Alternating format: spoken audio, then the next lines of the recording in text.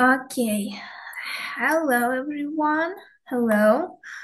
So I know that a lot of you are using you work with Full Blast Plus for Ukraine, and a lot of you are using the IVB resources that we provide for the teachers, yeah, for the secondary English. So to make the process of getting those resources for you, we chose to post some instructions with the links to the resources, so to speak. So let me share with you my screen, okay? So please tell me if you can see my screen right now. Can you see the Linguist Publishing website? Yes, okay.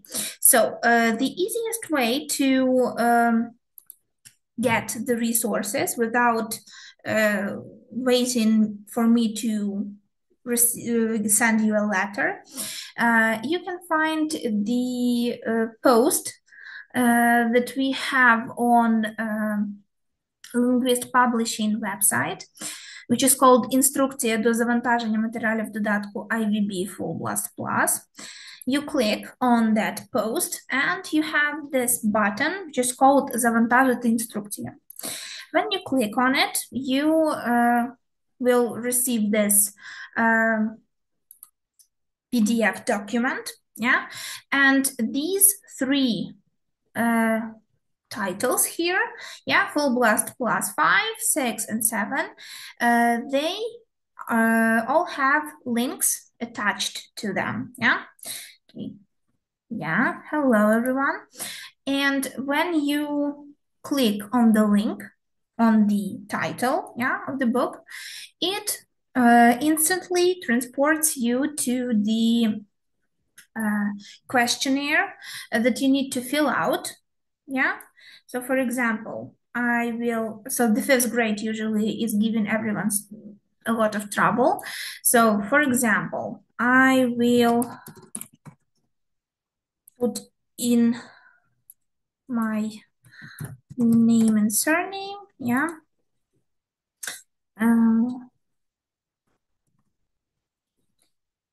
My my resources, my information is already there.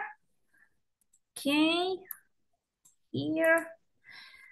For example, I will put school, sorry, yeah, without any indication whatsoever.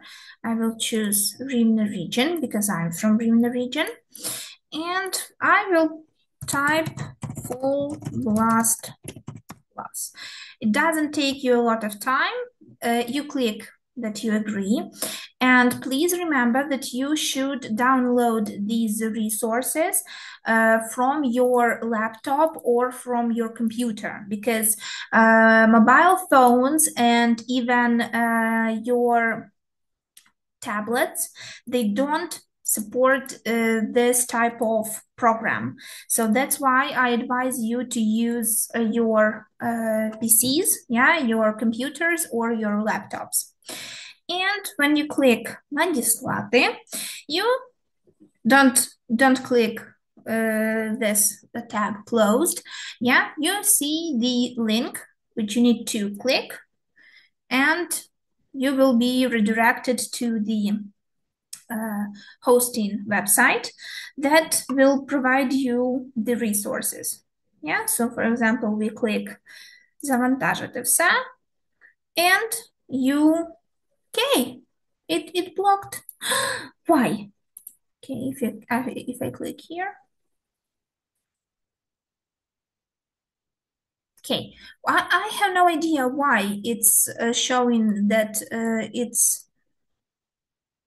Okay, I know that some people who asked me for the 5th grade IVB also told me that they have the same problem, yeah, that the website was not letting them through, because they're like antivirus, yeah, they're a program for keeping the computer safe, decided that it was something bad, yeah. So you need to turn off your antivirus program.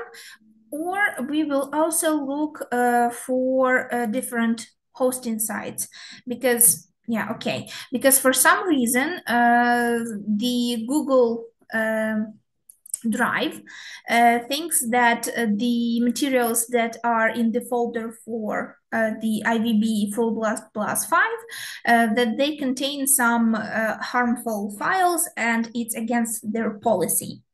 So it is what it is. Okay, I will look into changing the link to using a different hosting website.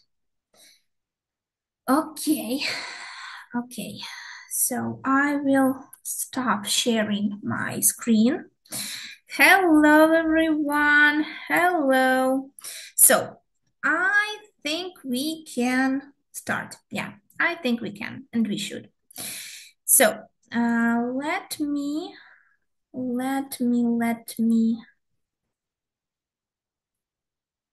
do this properly, okay? So, yeah, hello everyone, this is Dnipro, Lviv, hello. Hello everyone. So, come on.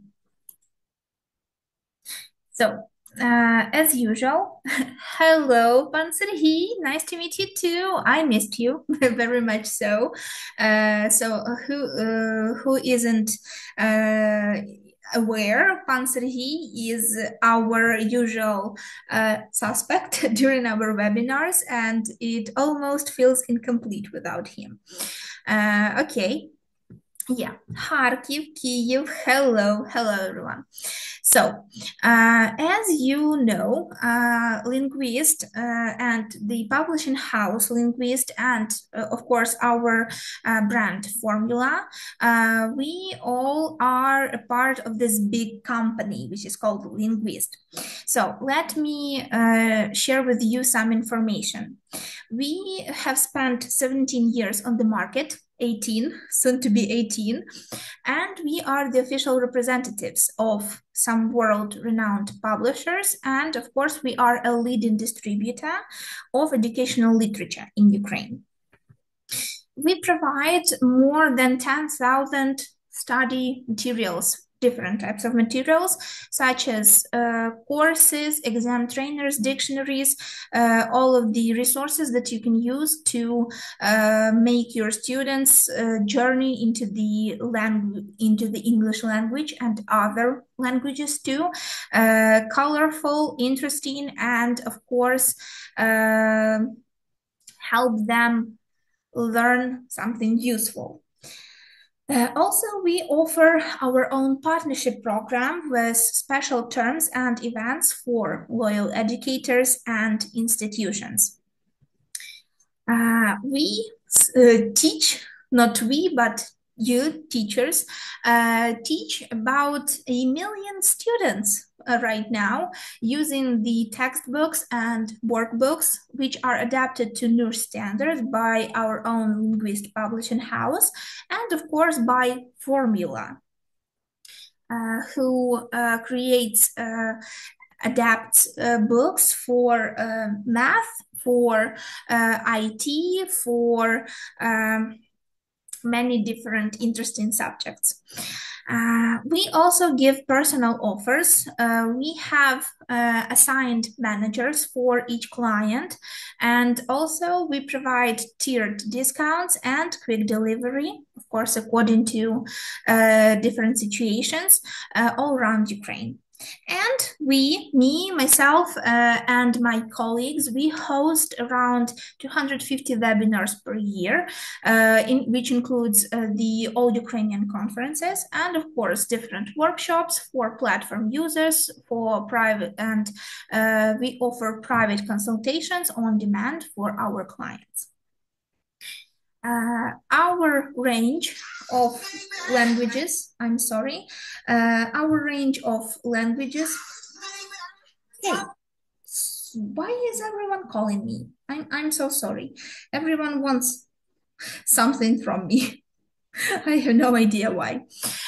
So we provide books, textbooks, course books, vocabularies in English, German, French, Spanish, Italian, and of course Polish languages. And our brand formula provides books for ICT, for math, and for science, also for different levels, for different grades, for primary and for secondary grades. And finally, we are reaching the topic of today's webinar. So I know the topic sounds interesting, but it's not providing too much context. Let's be honest here. So the topic of today's webinar is the art of language, exploring the beauty and power of words. And as usual, my introduction, a little bit about me. I have 10 years of experience working with English. I worked in school, both in primary and in secondary school, with new standards and with general English, not just new standards. I taught, and I'm still teaching, different age groups ranging from 5-year-olds to 55 years old. I use lots of digital resources and online activities with my students because they provide a lot of interesting topics to talk about, to say the least. And as usual, I like to say that in my humble opinion, I'm an expert in creating engaging materials for students.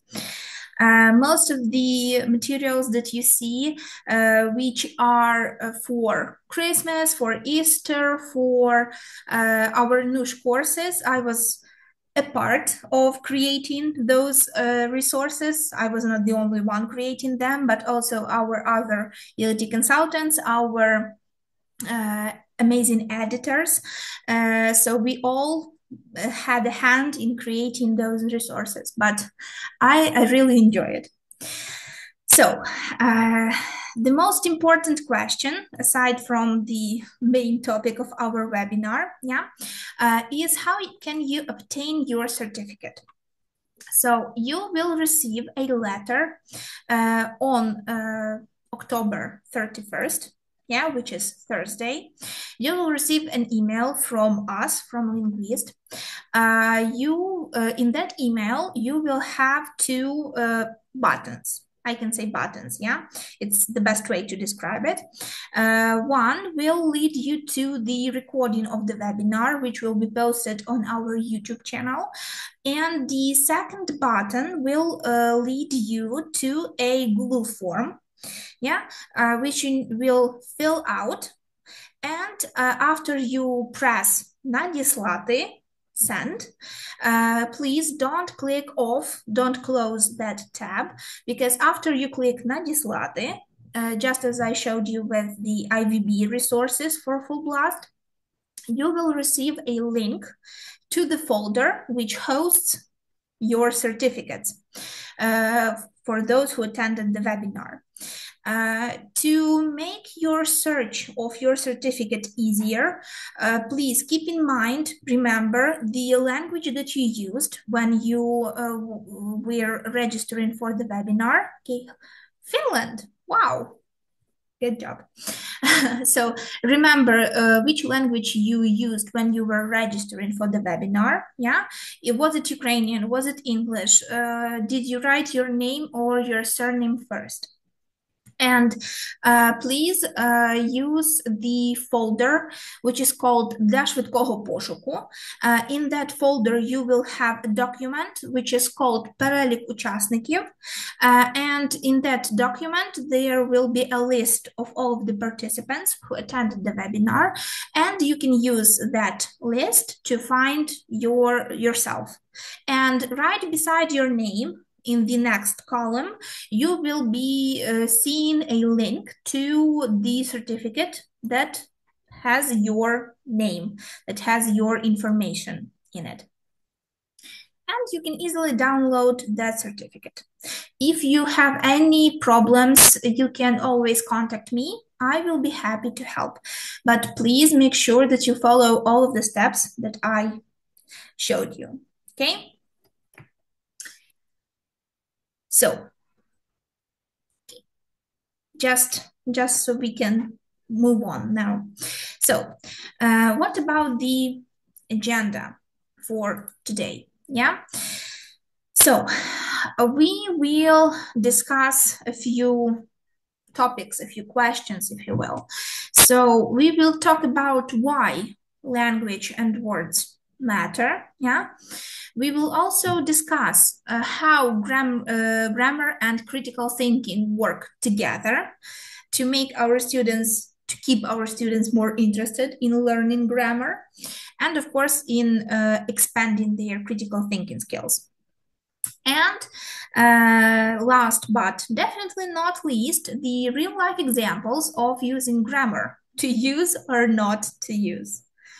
Truth be told, to use always, and it should be your first choice when you provide your students some explanation of the grammar rules. Okay, so why does language matter? We can all agree that according to even our mother tongue and according to the not situations, but to events.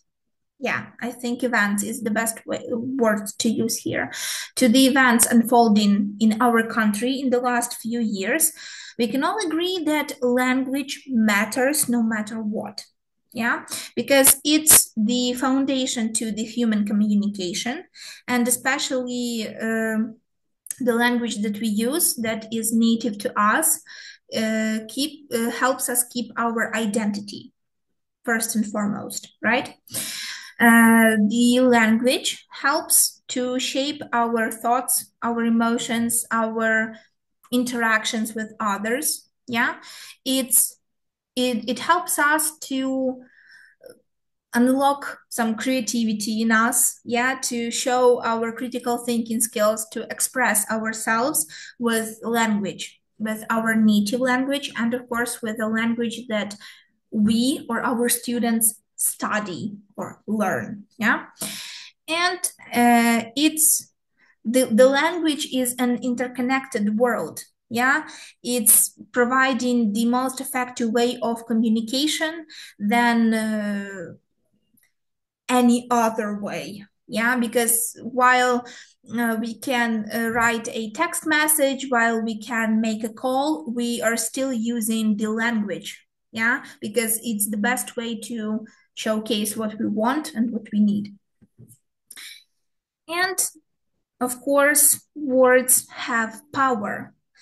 Be those words spoken, written, or just simply the words that we use to speak in our minds, in our heads. Yeah, all those types of words have potential power.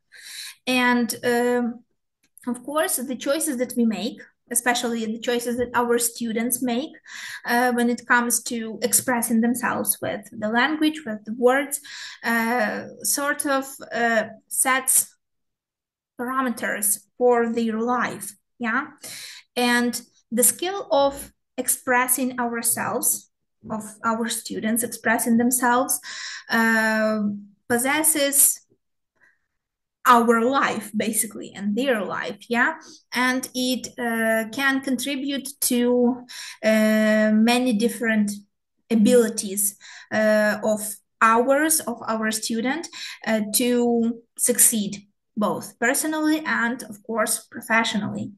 And the real power of the words, of the language, of course, is in their meaning and in the interpretation that we use. And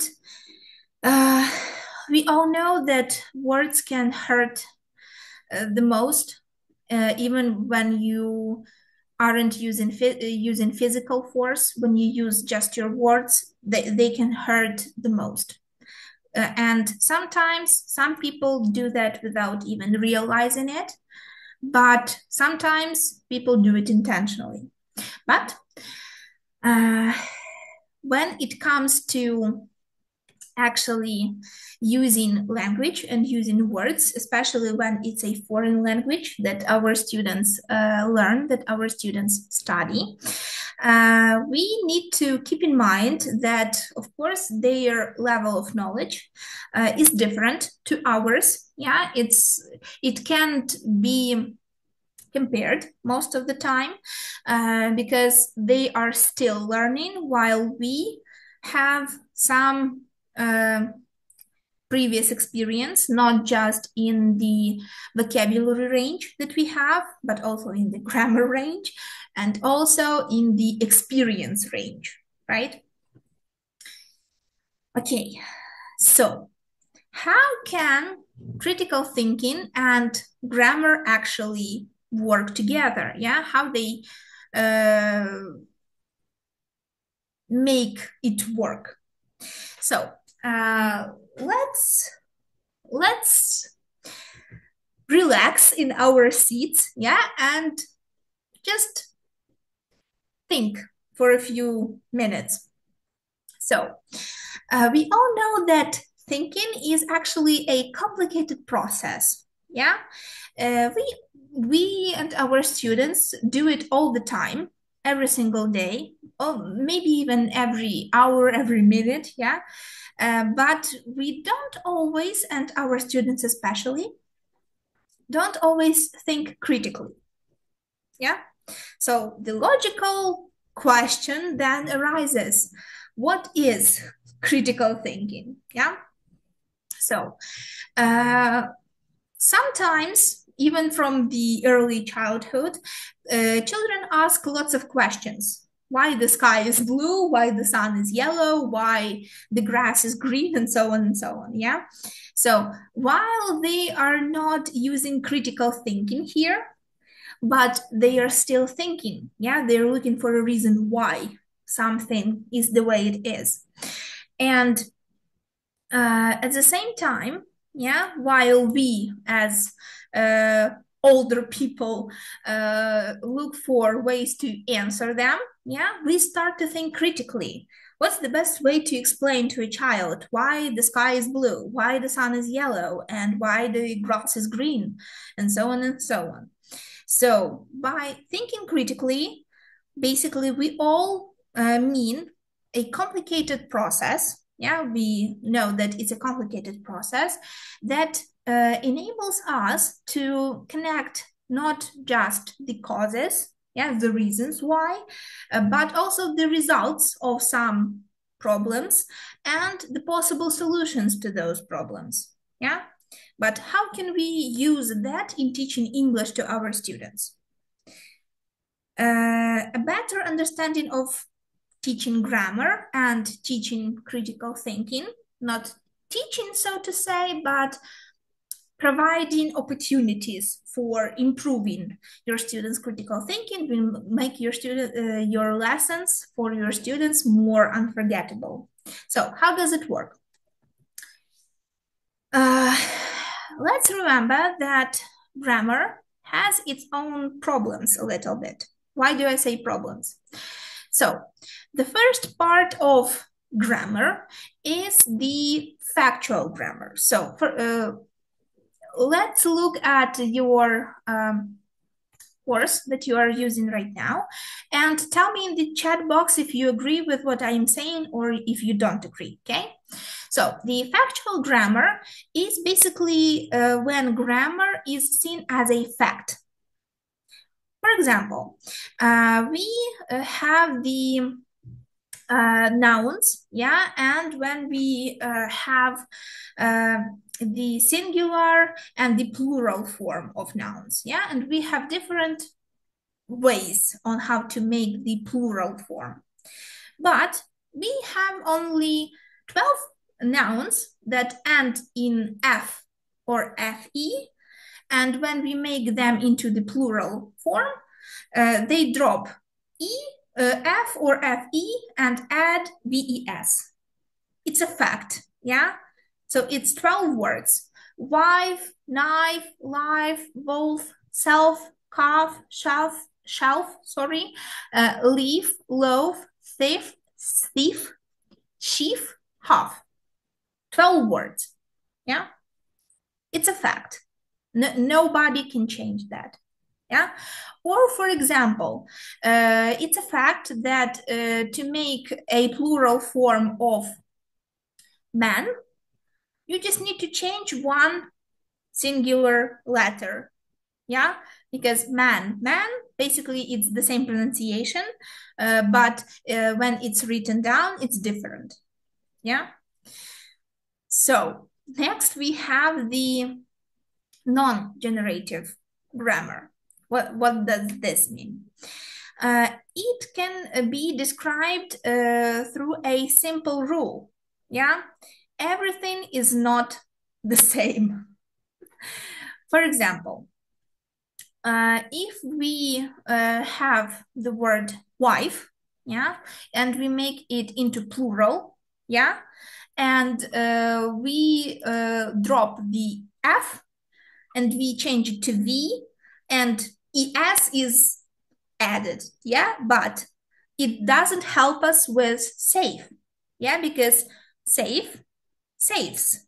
We just add S. It doesn't work like that, yeah? So there are exceptions from the rules, yeah? And while we have rules, we have exceptions to them.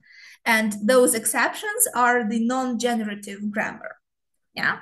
Okay, thank you, everyone. I see your agreement in the chat box.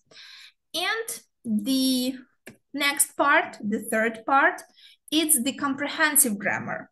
So this part, this comprehensive grammar, is built on a general comprehension of a sentence rather than an understanding of every word separately that we have in a sentence, yeah?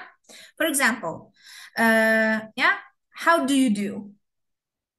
So we know that how usually is translated to як, do, робити, you, ти або ви, do, again, робити.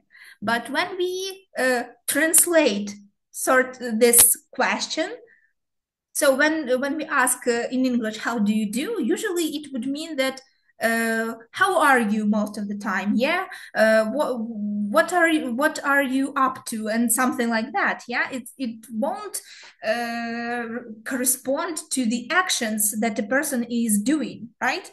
So again, it's like an exception from the rule, but it's also a combination of the words and their meanings. And when they come together, they have their own meaning to them. Yeah. So when we try to explain all of this to our students, it makes their head spin. And most of the time that head is spinning just from being confused, right? They can't grasp all of these situations, all of these rules, all of these changes, because they don't interact with the language as much as we do as teachers, yeah? Even though we may not be using it during all of our lessons when we speak actual English, yeah, during the lesson. But we use it when we work with the textbook, yeah, when we try to, I don't know, create some additional materials for our students, right? So we have more exposure to the language. And while they have a decent amount of exposure by having like 3 to 4 lessons during the week, still, English is not their primary language. And they can't keep inside their heads all of those rules and those types of examples that are not working according to the rule, and so on and so on. So it's totally fine that sometimes they mess things up when it comes to grammar, when they are not comfortable with grammar because they either haven't learned it correctly the first time they were working with it, or maybe they weren't able to understand it properly. Yeah. So there are many obstacles that prevent our students from learning grammar and for finding it interesting, but it comes with practice and it comes with time. But we can make it easier for our students. Yeah. So let's look at ways that we can do that. So, yeah. So a good explanation for the students when it comes to grammar especially is the best way. For example, I will show you a mathematic problem and tell me if you can, how easily you can solve it, yeah? So take a look and tell me, is it easy for you to solve? Would it be easy for you to solve? Just by looking at the mathematical problem that we have on the slide, without any, okay, I see some no, yes, pluses, okay.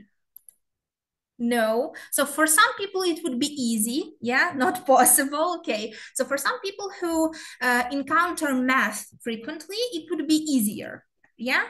But okay, let me give you another type of explanation. Yeah, that we can use here.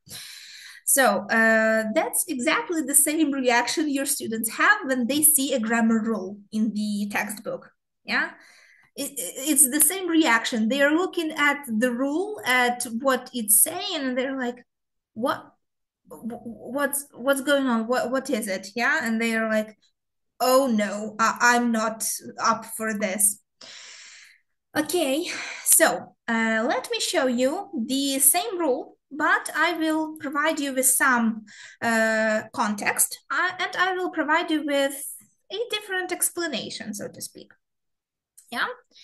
So, for example, we have a cake, yeah, that's divided in 8 parts.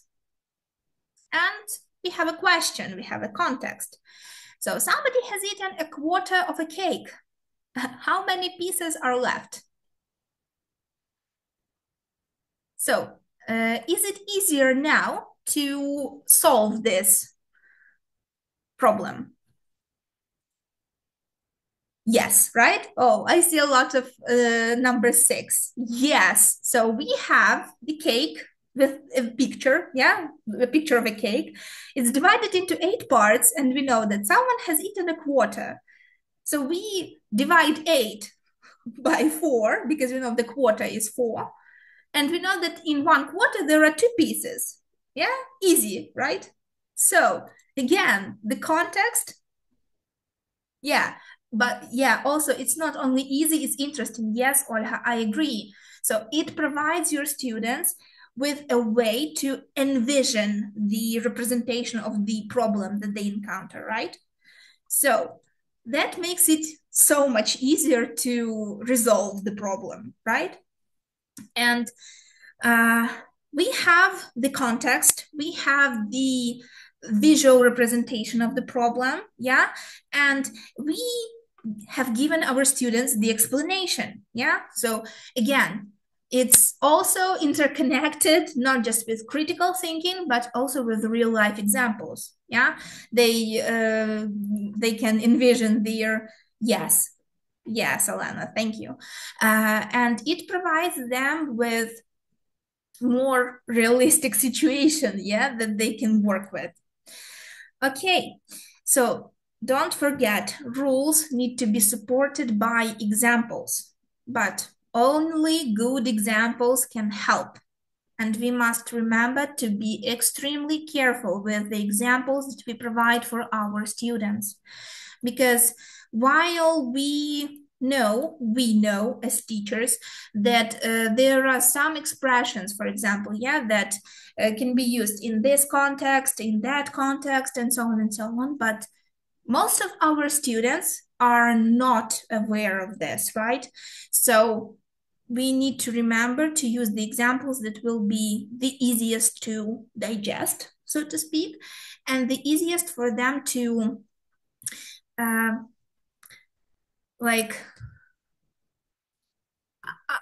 I'm not sure what word I want to use here, but the examples that will be easier to copy and paste into their real life. Okay, so again, moving on to grammar and critical thinking, how they work together, So it's a very tempting skill for our students to have. Sorry, not to help, but to have.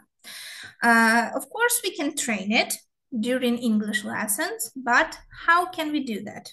One part we have already seen, it's a context. But also we can use CCQs, some concept questions. Okay, for example, you and your students are working with the verb could and the verb used to, They have different meanings, they are used in different situations, and how can we provide that to our students, How can we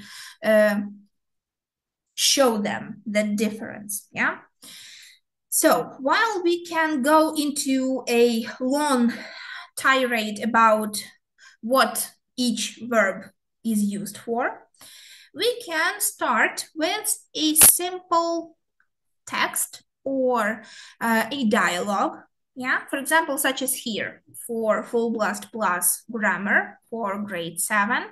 At the beginning of the unit with the grammar topic, we have a dialogue between two people, and it's full, crammed full of the expressions, the used to and could. But also, let's not forget that we can ask our students to read the dialogue, and try to guess what meaning is put into the sentences, into the questions that are in the dialogue. While we as teachers, we keep the concept of could as a past form of can, and we know that it helps to express the ability in the past, and the negative form, it's couldn't, and so on and so on. We also remember that used to refers to the actions that were happening in the past often or regularly, but the main problem is that they are no longer happening, and we also have some specific forms of how to make a negative sentence with used to, or how to make a question, and we all know that as teachers, we know all those rules, but for our students, we need to provide some context, which we provide through the that brilliant dialogue at the beginning, but also let's not forget to ask our students while they are working with the dialogue some important questions,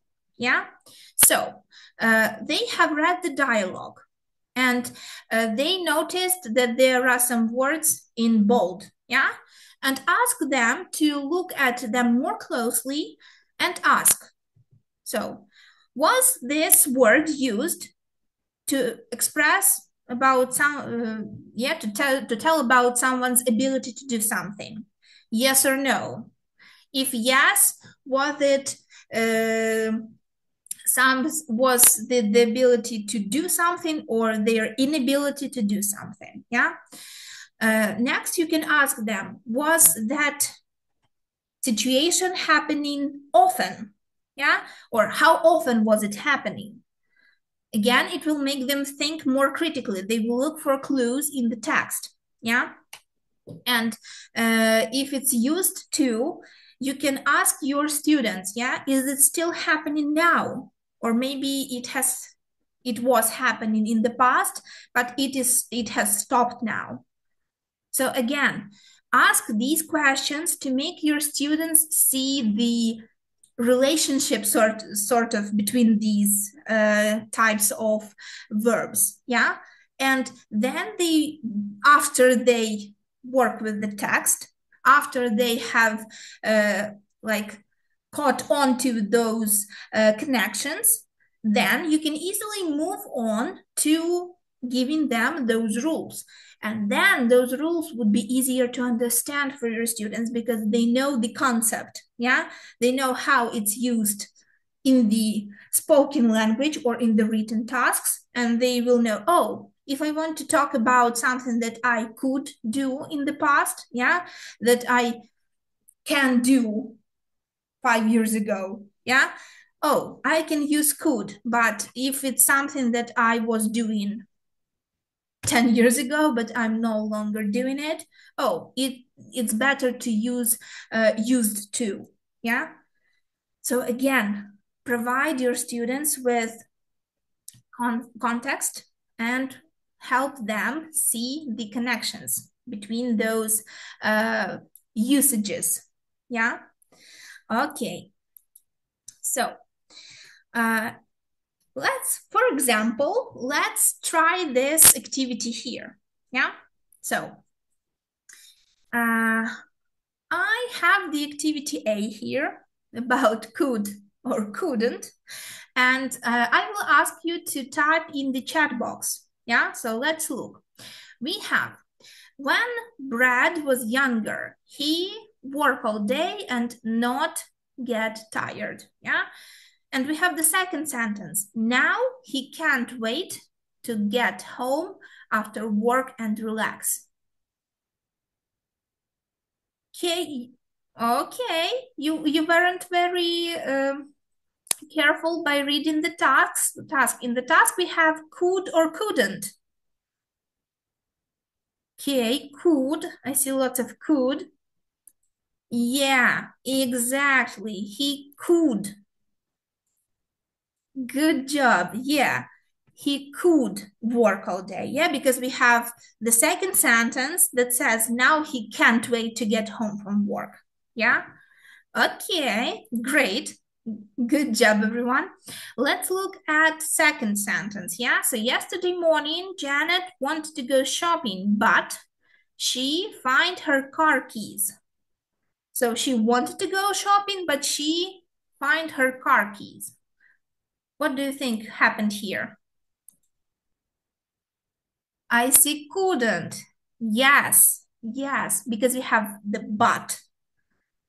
Okay, let's look at number 3. We have a little dialogue there, yeah?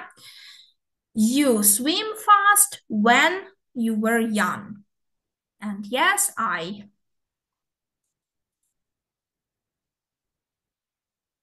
Okay, could, I see could.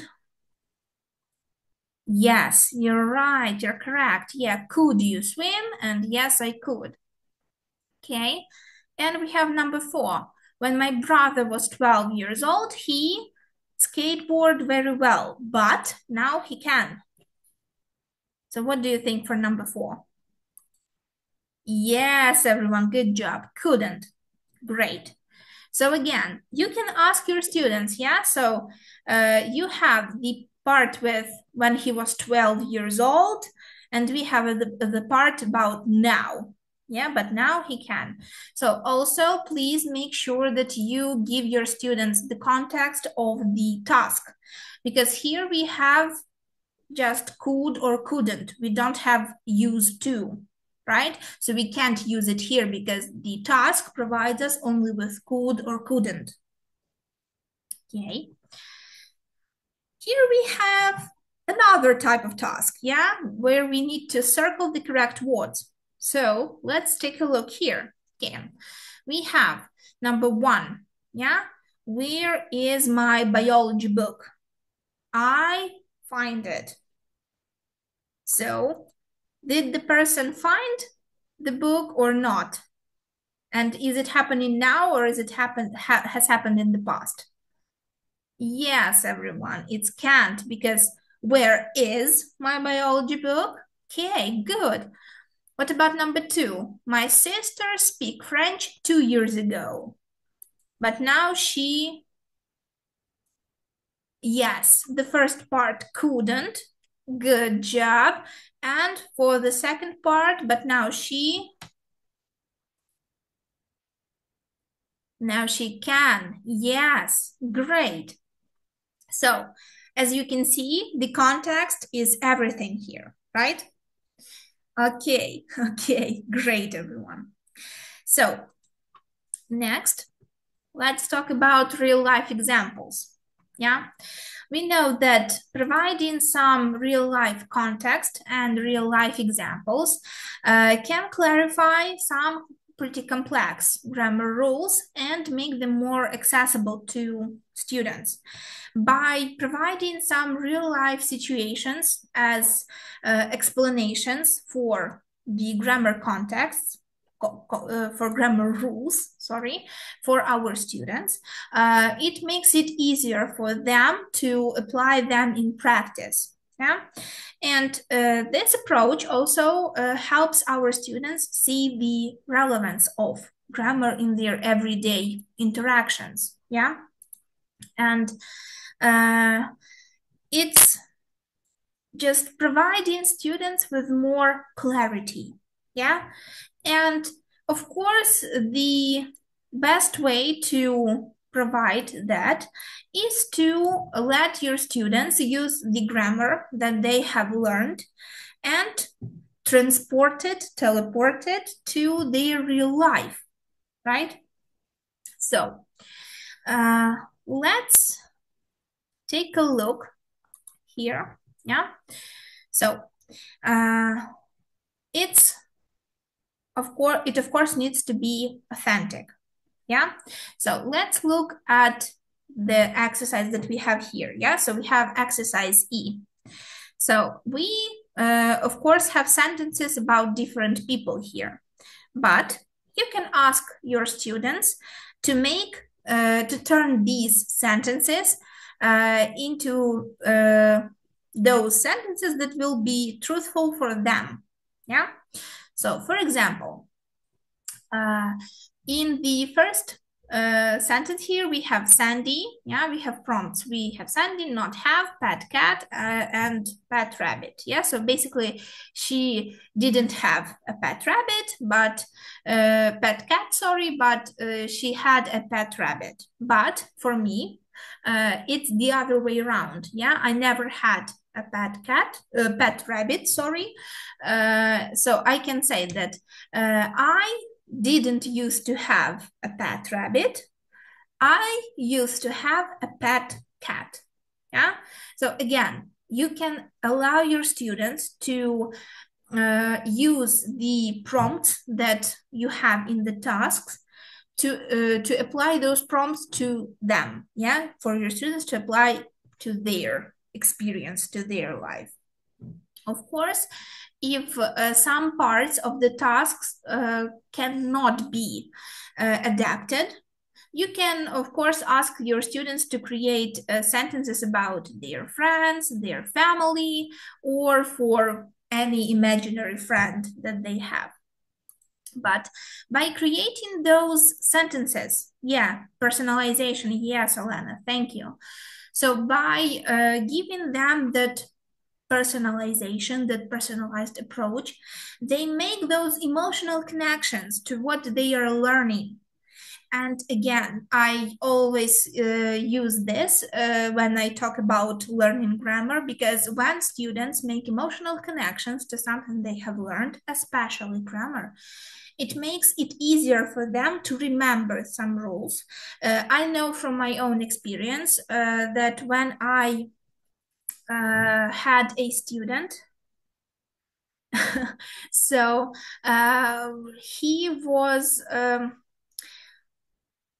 it was very hard for him to remember how to make plural forms, and it was very hard for him.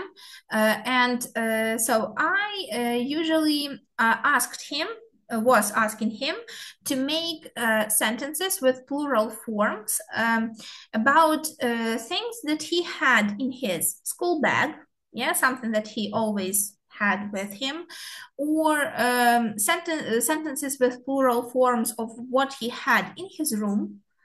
And with all of that practice and with using all of those words that were surrounding him on the daily basis, he understood how the rule works about making the plural forms. And again, don't be afraid of your students using different personalization things, skills, I guess we can call it, yeah, to make things more understandable for them. For example, yeah, Harry not chat online, send text messages, mobile phone, yeah.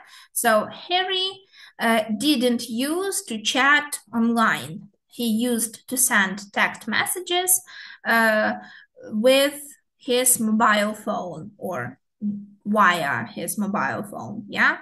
And again, you can ask your students to personalize this type of sentence, yeah, to like use the name of the I don't know, social media website that they're using to communicate, yeah, to use Telegram, for example.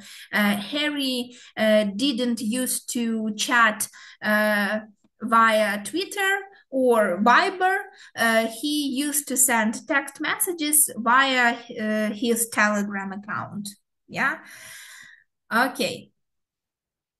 And of course, the speaking tasks, yeah, real life situations for practice, not just for writing, but also for speaking. Because while our students can be excellent in writing something, we also need to keep in mind that they need to be able to speak, yeah, what they can write also. So, for example, here in the Full Blast Plus grammar for grade 7, again, the same topic about could or used to. We have a speaking task here, yeah, and students need to talk in pairs. They need to ask and answer questions about what they or their desk mate could or couldn't do, used to do, or didn't used to do when they were younger. They, of course, can use the ideas from the box, and they have some examples of how to ask questions with those grammar structures, how to answer those types of questions, but also they can bring their own ideas. Yeah, they are free to use not just the ideas from the box, but also from their own mind, because while some of them may have the ability to fly a drone, some of them won't, yeah, and some of them like to send text messages, some of them like to send voice messages, yeah, record them in their chatting social media website. So, for example, if I ask you present here, did you used to download audio files from Linguist Publishing website? What will your answers be in the chat box? Yes. Okay, yes. So basically, and I do now. Great. I used to. Okay, thank you. No, yes, I did. Okay. So which question would you like to ask me by using used to or didn't used to, or maybe could or couldn't. You can ask me whatever you want. I will answer honestly, I promise. So I will ask you in the chat box, could you make a video call when you were 10 years old? Could you make a video call when you were 10 years old? No, nope, no, no. Okay, so don't forget that you should allow your students to ask you the same questions that they ask each other, yeah, because it makes them see that you also have experience in situations like these, right? And don't be afraid to also be an active. Yes, Olha, I agree. We didn't have a phone like that that can provide us with the option of a video call, yeah? So again, be more open to answering your students' questions while you practice grammar with them, yeah, different grammar structures. It shows your students that you are open to communication with them. When I was 5, no, I couldn't. I could... I know that I could name colors, and I know that I could count from 1 to 10, but no, I couldn't properly speak English when I was 5. I wish I could. Okay. Okay. So, okay. So, if you have any questions about any of our resources, if you have maybe any questions about interactive whiteboard material for Full Blast Plus 5, 6, or 7, please make sure to contact me. I will be happy to help you in any way, shape, or form I can. If you are interested in making an order to get your hands on the Full Blast Plus grammar for grade 5, 6, or 7, feel free to go to our internet store, which is residing at the address of linguist.ua, or you can call any of those numbers. They will direct you to our internet store once again, and enjoy. Thank you all for being here. I hope you had fun. I hope you okay, I will answer Yulia's question. No.